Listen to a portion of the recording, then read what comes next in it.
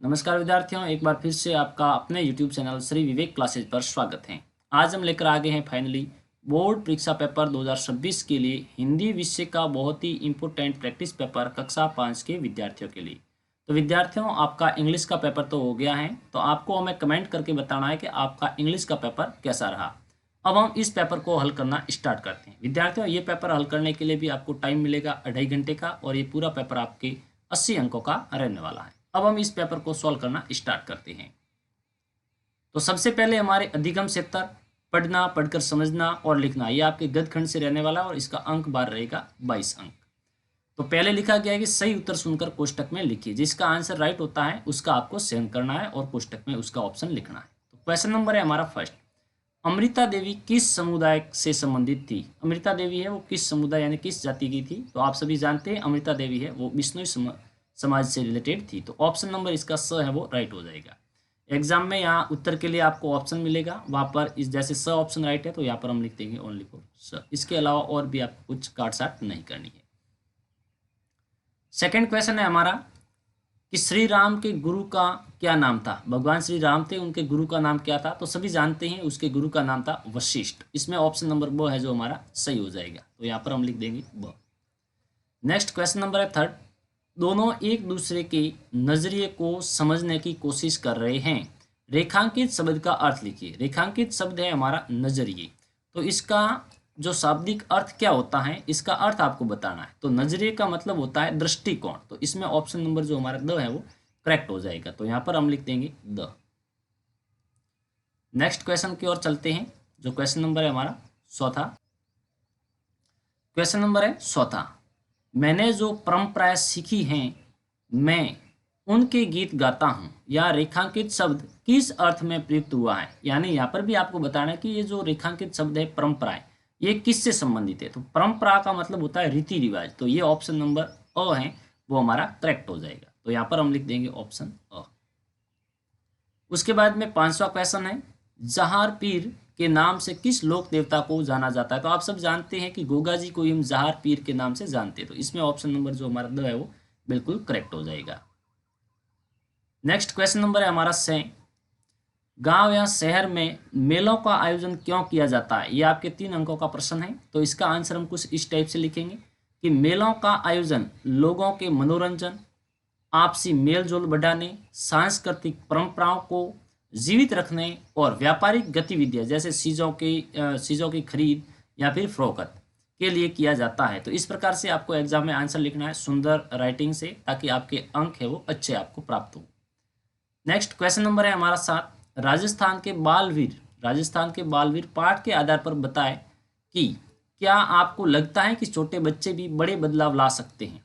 कैसे? इसका आपको यहाँ पर लिखना है आंसर। तो हम इसका आंसर लिखेंगे हाँ, छोटे बच्चे भी बड़े बदलाव ला सकते हैं। जिस प्रकार सुशीला ने किया, अपनी बहादुरी, सूझबूझ और दृढ़ निश्चय से वे समाज में फैली बुराइयों को मिटा सकते हैं और विषम परिस्थितियों में दूसरों की जान बचाकर साहस का परिचय दे सकते हैं। तो इस प्रकार से इसका आंसर लिखेंगे। यह आंसर आपको अपने माइंड के अनुसार लिखना है। नेक्स्ट क्वेश्चन नंबर है 8, रामकृष्ण परमहंस और स्वामी विवेकानंद से प्रेरित होकर सुभाष चंद्र बोस ने क्या किया? ये भी आपके क्वेश्चन 3 अंक का है। तो इसका आंसर हम कुछ इस टाइप से लिखेंगे। प्रत्येक क्वेश्चन के आंसर हमने लिख रखे हैं ताकि आपको समझने में आसानी हो। तो इसका आंसर है कि उनसे प्रेरित होकर सुभाष चंद्र बोस ने देश सेवा का मार्ग चुना और भारतीय स्वतंत्रता संग्राम में अपना सक्रिय योगदान दिया। नेक्स्ट क्वेश्चन नंबर 9 है, निम्नलिखित गद्यांश को ध्यानपूर्वक पढ़कर नीचे दिए गए प्रश्नों के उत्तर लिखिए। यहाँ पर हमारे गद्यांश है, इस गद्यांश को पढ़ना है और उसके बाद में क्वेश्चनों के आंसर करने हैं। तो हम इस गद्यांश को पढ़ते हैं। आप सही कह रहे हैं, गुनगुन को केवल व्हील चेयर पर बैठने और उतरने में मदद करनी पड़ती है, इसके अलावा और कहीं जरूरत नहीं पड़ती। गुनगुन बाकी सभी काम खुद से कर लेती हैं।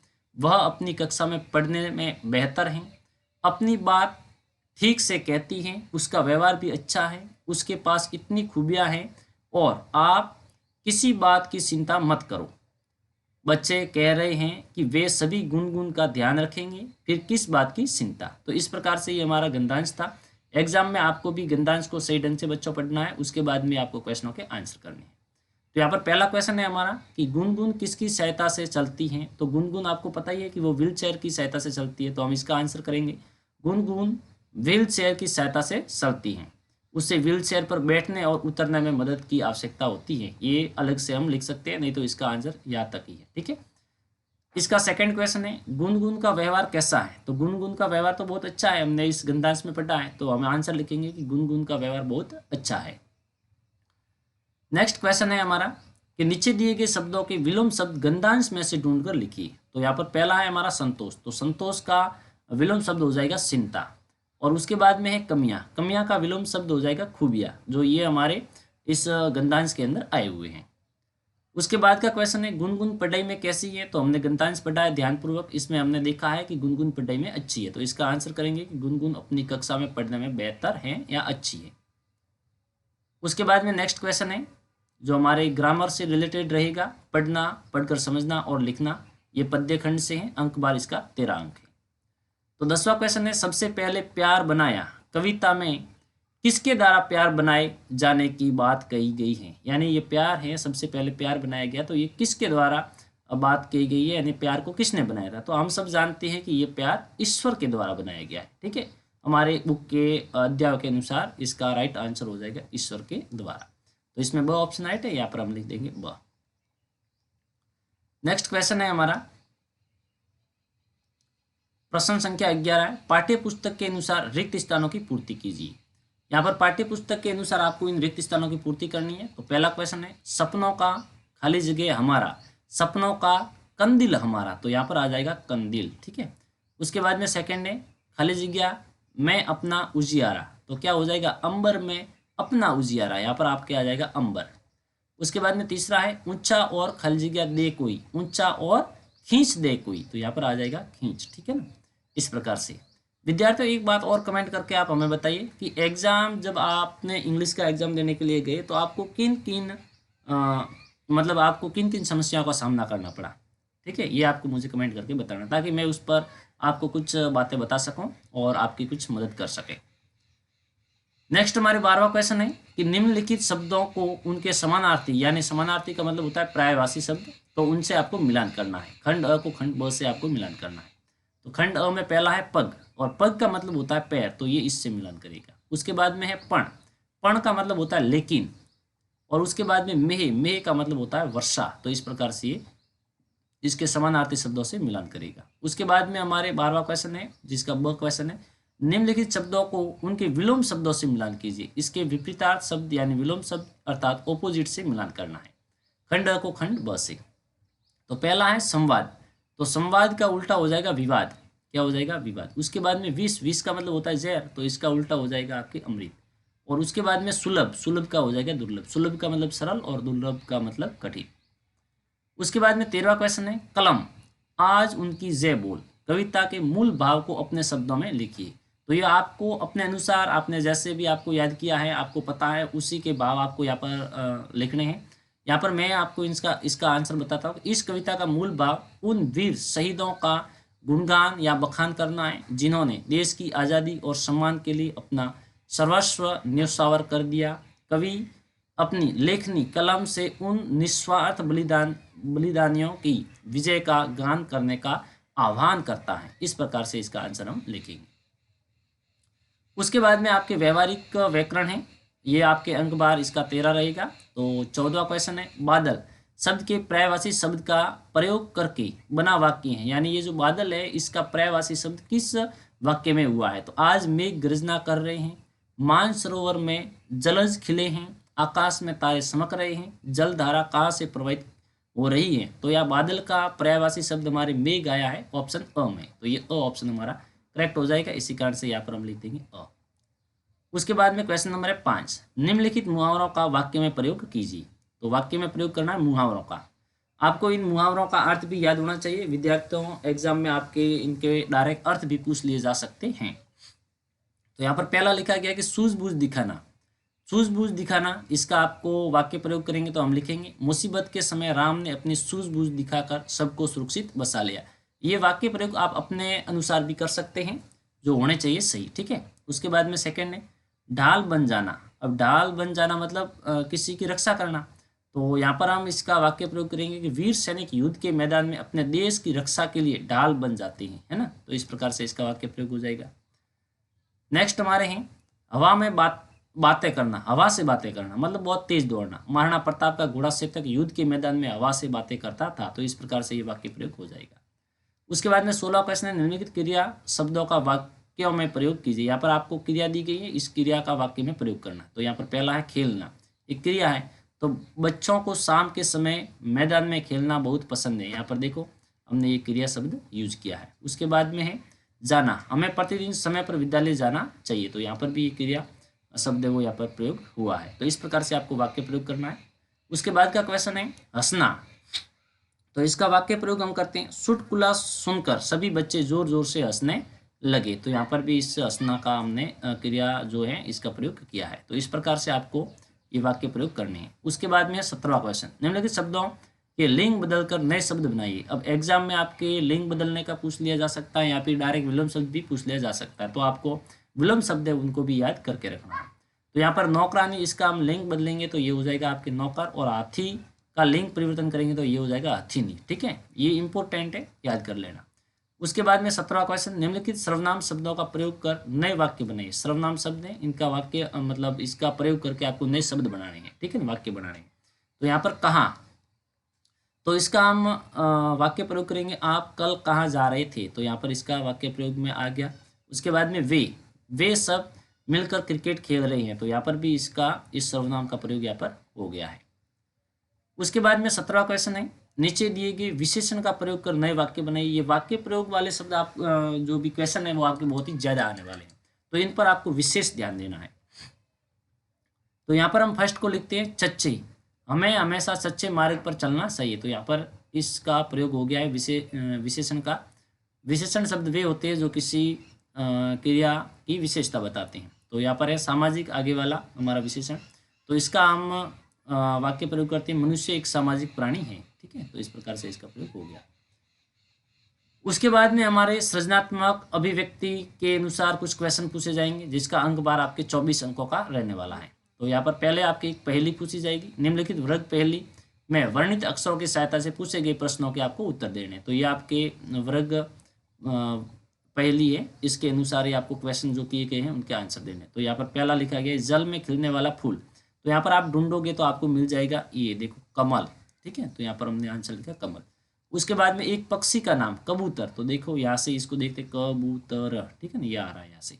उसके बाद में वस्तुओं को तोलने का उपकरण जिसे हम बोलते हैं तराजू। क्या बोलते हैं? तराजू। यहाँ पर है देखो तराजू। उसके बाद में राजा दशरथ के ज्येष्ठ पुत्र का नाम, तो उसका नाम था राम। तो यहाँ पर इसका कहाँ पर समण हुआ है, यहाँ पर देखो आप राम। उसके बाद में है हवा का पर्यायवाची शब्द जो है वायु, वो भी इसमें आया है। और उसके बाद में रहने के लिए बनाया गया भवन जिसे हम बोलते हैं घर, ये घर यहाँ पर दिख रहा है आपको।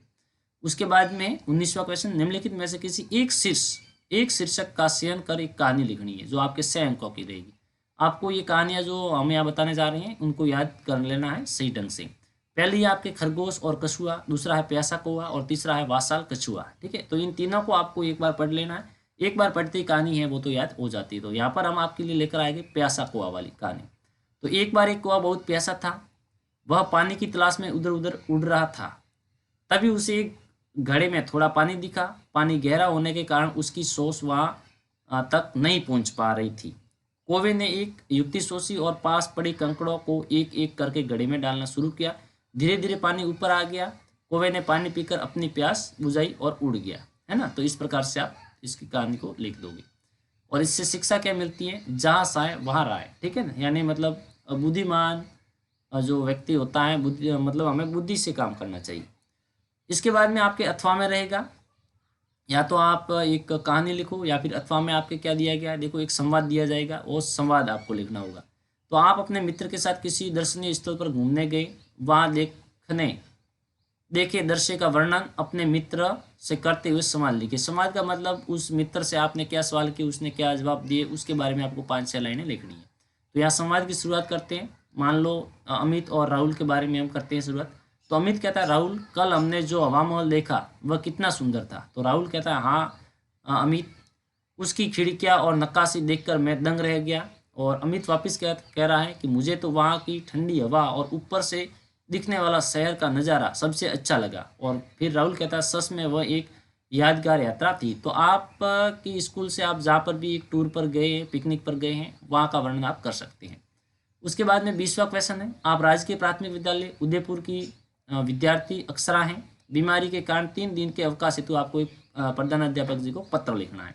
इसमें भी आपके अथवा में रहेगा। तो यहाँ पर हम प्रार्थना पत्र लिखते हैं कि सेवा में श्रीमान प्रधानाध्यापक महोदय, यदि क्वेश्चन पेपर के अंदर जो प्रश्न होता है उसके अंदर आपका और विद्यालय का नाम दिया हुआ है, तो वही आपको नाम प्रयोग करना है इस जो भी आप लिखते हो एप्लीकेशन यानी प्रार्थना पत्र उसमें। फिर हम विद्यालय का नाम लिखते हैं जो इस प्रश्न में दिया गया था। उसके बाद में विषय लिखते हैं, बीमारी के कारण 3 दिन के अवकाश हेतु, ठीक है।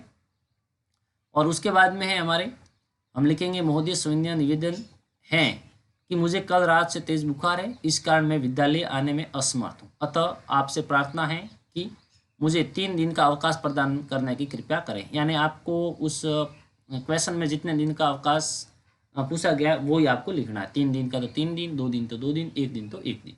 उसके बाद में आपका आज्ञाकारी शिष्य जो भी आपका नाम उस प्रश्न में है तो अक्षरा लिखेंगे। उसके बाद में कक्षा और दिनांक लिख देंगे जिस डेट से आप ये एप्लीकेशन लिख रहे हो प्रार्थना पत्र।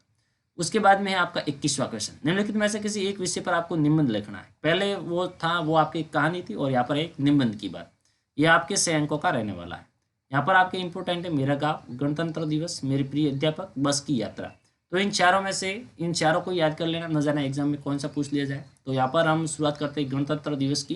तो आपको सभी को पता ही है, इसकी शुरुआत हम कुछ इस टाइप से करेंगे। वीडियो को पॉज करके ये आप पढ़ लो और इसकी पीडीएफ के लिए आप हमारे टेलीग्राम चैनल पर चले जाओ, वहाँ पर इसकी पीडीएफ आपको मिल जाएगी आंसर सही।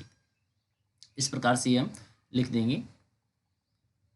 और उसके बाद में हमारे परिवेश सजगता से संबंधित है, ये 2 क्वेश्चन पूछे जाते हैं। आपके इंग्लिश की बुक में मतलब पेपर था उसमें भी पूछे गए थे और यहाँ पर भी आपके हिंदी में भी पूछे जाएंगे और उसमें पूछे जाएंगे, पर्यावरण अध्ययन में भी पूछे जाएंगे। तो ये इंपॉर्टेंट है, इसको याद कर लेना यहीं से। प्रश्न संख्या 22 का अ क्वेश्चन है कि अपने विद्यालय को स्वस्थ एवं आकर्षक बनाने के लिए आप क्या क्या प्रयास करेंगे। तो इसके बारे में आपको पता है, आपको अपने अकॉर्डिंग आपको इसके आंसर लिखने हैं। वैसे यहाँ पर मैंने आंसर ये दे रखे हैं, जैसे मैं कचरा हमेशा कूड़ेदान में ही डालूंगा, विद्यालय के बगीचे में नए पौधे लगाऊंगा और उनकी नियमित देखभाल करूंगा, दीवारों और डेस्क पर कुछ भी लिखकर उन्हें गंदा नहीं करूंगा, अन्य सहपाठियों को भी स्वच्छता के प्रति जागरूक करूंगा। तो इस प्रकार से ये हो गया। ये स्कूल का पूछा जा सकता है, आपके घर मोहल्ले का भी पूछा जा सकता है। उसके बाद में दूसरा है जो आपके सड़क के नियमों के अनुसार होगा या आपके हेल्थ के नियमों के अनुसार होगा। तो यहाँ पर है कि सड़कों के किनारों पर सुरक्षित यातायात से संबंधित लिखे गए कोई 4 वाक्य लिखिए, ठीक है।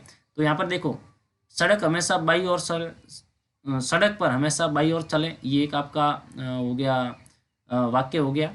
पैदल चलते समय हमेशा सड़क के बाई और फुटपाथ का प्रयोग करना चाहिए। ये देखो, इसके साथ में एक और पॉइंट ताकि आपको 2-2 पॉइंट याद हो जाए, वहाँ पर 4-5 पॉइंट आप आसानी से लिख सकते हो। उसके बाद में जेब्रा क्रॉसिंग का प्रयोग, सड़क पार करने के लिए हमेशा जेब्रा क्रॉसिंग का ही उपयोग करना चाहिए। नेक्स्ट इसका पॉइंट हम लिखेंगे, यातायात संकेतों का पालन, लाल बत्ती होने पर रुके, पीली पर तैयार रहें और हरी होने पर ही आगे बढ़े। उसके बाद में हेलमेट और सीट बेल्ट, दोपहिया वाहन चलाते समय हेलमेट और कार चलाते समय सीट बेल्ट आवश्यक है, इसलिए आपको अवश्य लगाना है, ठीक है। तो इस प्रकार से हमारे हिंदी का बहुत ही इंपॉर्टेंट प्रैक्टिस पेपर था। विद्यार्थियों, आशा करते हैं कि आपको ये पेपर बहुत ही अच्छा लगेगा और आपके एग्जाम के लिए बहुत ही हेल्पफुल रहेगा। तो अब हम मिलेंगे आपसे किसी और वीडियो में, तब तक के लिए आप सभी को हमारी तरफ से जय हिंद, वंदे मातरम। यदि आपने वीडियो को यहाँ तक देखा है तो एक बार कमेंट बॉक्स में जय हिंद, वंदे मातरम अवश्य लिखें।